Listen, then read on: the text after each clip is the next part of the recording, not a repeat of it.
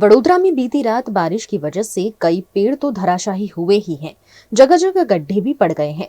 वडोदरा के अकोटा इलाके में गाय सर्कल निकट एक बड़ा सा गड्ढा सर्कल के पास ही पड़ गया है। प्रशासन द्वारा फिलहाल तो गड्ढे को कॉर्डन कर दिया गया है, लेकिन बार बार सड़कों पर पड़ रहे इस तरह के गड्ढे के चलते वडोदरा महानगर पालिका के कॉन्ट्रैक्ट देने वाले पदाधिकारी और इस तरह का निर्माण करने वाले कॉन्ट्रैक्टर पर सवाल उठ रहे हैं।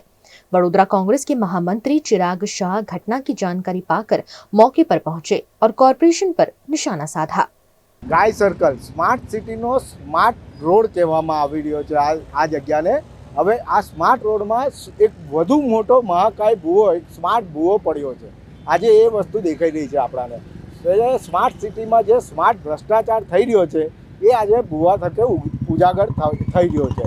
આજે વડોદરામાં તમામ જગ્યાએ ભૂવા પડે છે। એટલે આ જે પ્રમાણે તંત્ર કઈ પ્રકારે કામ કરી રહ્યું છે એ કંઈક સમજાતું નથી। લોકો કોન્ટ્રાક્ટરો આવીને ખોદીને એને કામગીરી કરીને પુરાણ કરીને જતા રહે છે અને ત્યારબાદ વરસાદ પડે છે ત્યારે એ ભૂવા પડી જતા હોય છે। એ જોવામાં આવતું નથી કે એ ભૂવા પડે છે એ લોકોનું પુરાણ થયું છે કે નહીં વ્યવસ્થિત। તંત્રને આ વસ્તુ જોવાની હોય એ તંત્ર જોઈ નથી રહ્યું। એટલે માત્ર ને માત્ર એમનો જે ભ્રષ્ટાચાર છે એ ઉજાગર થઈ રહ્યો છે। આ ખરેખર વસ્તુ સાચી જ છે। આજે વડોદરાને સંસ્કારી નગરી તરીકે ઓળખાવવામાં આવે છે, પણ હવે તો જે છે હવે આને ભૂવા નગરી તરીકે ઓળખાશે।